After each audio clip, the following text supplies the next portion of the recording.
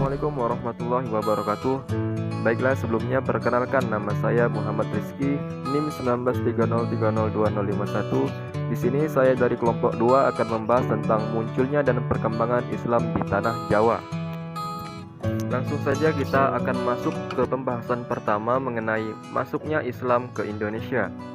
Para ahli berbeda pendapat tentang kapan persis masuknya Islam ke Indonesia.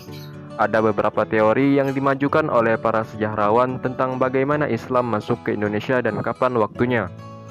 Namun semuanya itu dapat disimpulkan sebagai berikut. Yang pertama, kemungkinan besar bahwa Islam telah masuk di Indonesia, khususnya di Pulau Jawa pada abad pertama Hijriah atau abad 7 Masehi.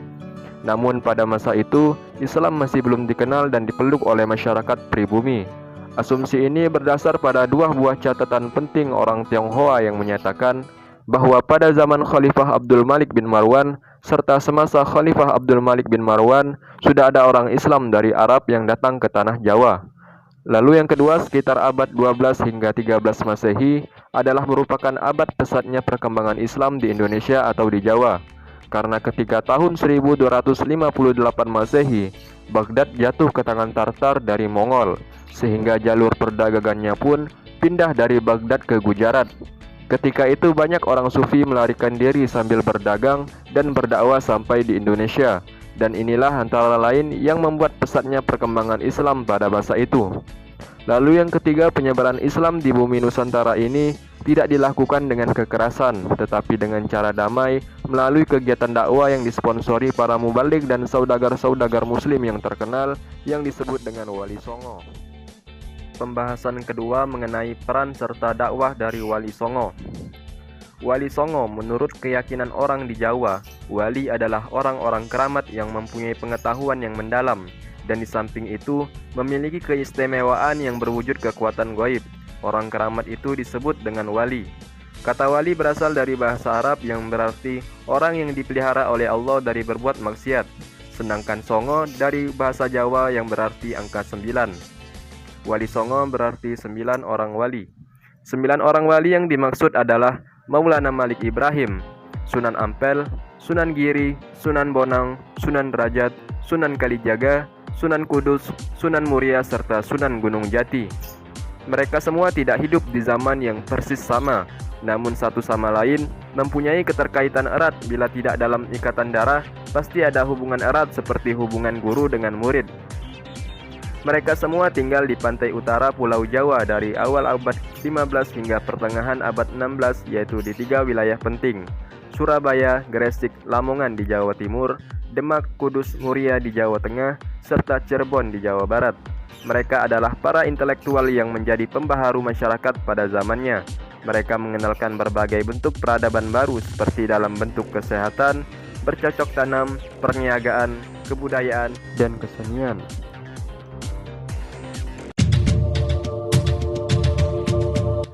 Sunan Gresik. Sunan Gresik atau yang bernama asli Maulana Malik Ibrahim. Beliau adalah salah seorang wali Songo yang dianggap pertama kali menyebarkan agama Islam di tanah Jawa. Beliau diperkirakan lahir di Samarkand, Asia Tengah pada paruh awal abad 14. Ia dimakamkan di desa Gapuro, Sukolilo, Gresik. Maulana Malik Ibrahim kadang juga disebut sebagai Syekh Maghribi. Sebagian rakyat malah menyebutnya dengan kakek bantal. Ia bersaudara dengan Maulana Ishak, ulama terkenal di Samudra Pasai, sekaligus ayah dari Sunan Giri atau Raden Paku. Berikut metode yang dilakukan oleh Sunan Gresik dalam menyampaikan dakwahnya. Yang pertama, mempelajari adat istiadat setempat. Pertama-tama yang dilakukannya ialah mendekati masyarakat melalui pergaulan. Budi bahasa yang ramah tamah senantiasa diperlihatkannya di dalam pergaulan sehari-hari. Yang kedua, membuka warung dan berdagang. Setelah berhasil memikat hati masyarakat sekitar, aktivitas selanjutnya yang dilakukan Maulana Malik Ibrahim ialah berdagang. Baginya, berjualan merupakan cara yang cukup efektif dalam upaya mengakrabkan diri dengan masyarakat setempat. Lalu yang ketiga, membuka lahan pertanian. Beliau adalah orang yang ahli dalam pertanian. Bahkan beliau juga merupakan orang pertama yang memiliki gagasan untuk mengalirkan air dari gunung untuk menunjang irigasi lahan pertanian penduduk.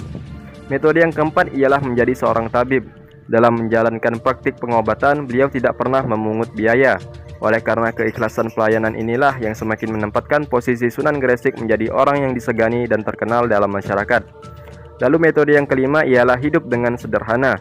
Beliau mengetahui bahwa dengan hidup sederhana dapat membangun relasi dengan siapa saja, baik di tingkat elit maupun tingkat bawah. Metode yang keenam adalah menghapus perbedaan kelas atau kasta. Beliau mengajarkan ajaran Islam kepada masyarakat bahwa dalam Islam derajat setiap manusia adalah sama dan selanjutnya banyak orang yang tertarik untuk masuk Islam. Metode yang selanjutnya ialah membangun masjid dan pesantren. Setelah para pengikut Islam semakin banyak, Sunan Gresik mendirikan sebuah masjid sebagai tempat ibadah, sarana berdakwah dan mengajarkan agama Islam kepada masyarakat.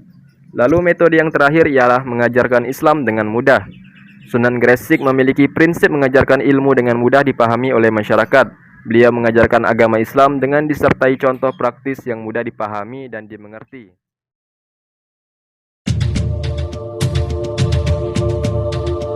Sunan Ampel nama aslinya yaitu Raden Rahmat.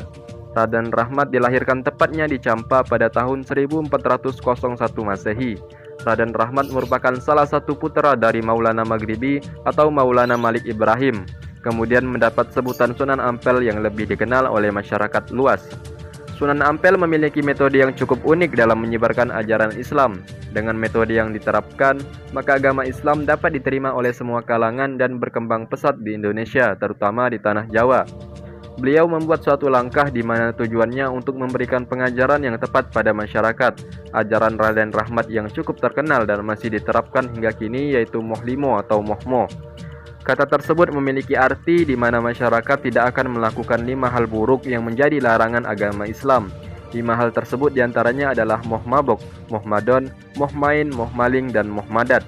Moh mabok artinya tidak ingin meminum minuman keras, moh main artinya tidak ingin melakukan berbagai jenis judi seperti togel, sabung ayam, dan lainnya. Moh madon artinya tidak ingin melakukan perbuatan zina, moh madat artinya tidak ingin mengkonsumsi narkoba atau menggunakan obat-obatan terlarang. Sedangkan moh maling artinya tidak ingin mencuri barang milik orang lain.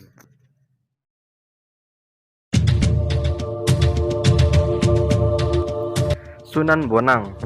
Sunan Bonang dilahirkan pada tahun 1465 Masehi dengan nama Raden Maulana Makdum Ibrahim. Dia adalah putra Sunan Ampel dan Nyai Ageng Manila.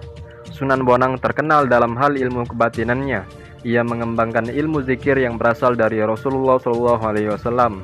Kemudian dikombinasi dengan keseimbangan pernapasan yang disebut dengan rahasia Alif Lam Mim, yang artinya hanya Allah Subhanahu wa Ta'ala yang tahu. Sunan Bonang juga banyak mengubah sastra berbentuk suluk atau tembang tamsil, antara lain suluk Wijil yang dipengaruhi kitab Al-Siddiq karya Abu Sa'id Al-Khair. Sunan Bonang juga mengubah tembang Tombo Ati dari bahasa Jawa berarti penyembuh jiwa, yang kini masih sering dinyanyikan orang. Sunan Bonang juga mengubah gamelan Jawa yang saat itu kental dengan estetika Hindu dengan memberi nuansa baru. Dialah yang menjadi kreator gamelan Jawa seperti sekarang. Dengan menambahkan instrumen bonang, gubahannya ketika itu memiliki nuansa zikir yang mendorong kecintaan pada kehidupan transendental atau alam malakut. Tembang Tombo Ati adalah salah satu karya Sunan Bonang.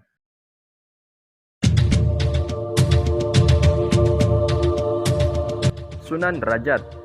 Sunan Derajat, nama aslinya yaitu Raden Qasim. Beliau lahir sekitar tahun 1470 Masehi dan merupakan putra dari Sunan Ampel bersama Nyai Ageng Manila atau Dewi Condrowati. Sunan Derajat merupakan anak kedua dari 5 bersaudara bersama dengan Sunan Bonang, Siti Muntisiah, Nyai Ageng Maloka, dan istri dari Sunan Kalijaga. Dalam mengamalkan ajaran Islam, terutama meningkatkan jiwa sosial dan juga pengentasan kemiskinan, Sunan Derajat mengajarkan filosofi yang dilukiskan dalam 7 sabtangga di komplek makam Sunan Derajat. 7 ajaran tersebut sangat supel dan mampu diamalkan siapa saja dari berbagai kalangan maupun tingkatan. Adapun makna filosofi ke-7 sabtangga tersebut yakni sebagai berikut. Pertama, membangun reseptia singsa soma, artinya kita harus selalu membuat hati orang lain merasa senang. Kedua, jroning suka kudu eling lan waspada. Maka ketika kita merasa bahagia, kita harus selalu ingat pada Sang Kuasa, bersyukur dan tetap waspada. Ketiga, laksmi taning subrata tan nyipta marang pringgabayaning lampah. Artinya, dalam perjalanan untuk menggapai cita-cita yang luhur, maka kita tidak boleh takut dan mudah putus asa terhadap segala macam rintangan. Keempat, meper hardaning pancadria, anjuran untuk selalu menekan hawa nafsu yang bergelora. Yang kelima, heneng hening henung. Artinya dalam keadaan diam kita bisa mendapat keheningan, dan saat keadaan menjadi hening, maka disitulah kita mampu menggapai cita-cita yang mulia. Keenam, mulia guna panca waktu. Maknanya adalah suatu kebahagiaan secara lahir dan batin yang bisa kita peroleh dengan melaksanakan sholat 5 waktu. Ketujuh, 4 ajaran pokok bersosialisasi atau catur piulang. Maknanya yaitu kita harus memberikan ilmu kepada orang yang belum mengerti atau bodoh. Kita harus mensejahterakan orang yang miskin. Kita harus mengajari tentang kesusilaan pada orang yang tidak tahu malu. Dan kita harus melindungi orang yang sedang menderita atau terkena musibah. Baiklah, cukup sekian materi yang saya sampaikan tentang munculnya dan perkembangan Islam di Pulau Jawa. Saya akhiri dengan wassalamualaikum warahmatullahi wabarakatuh.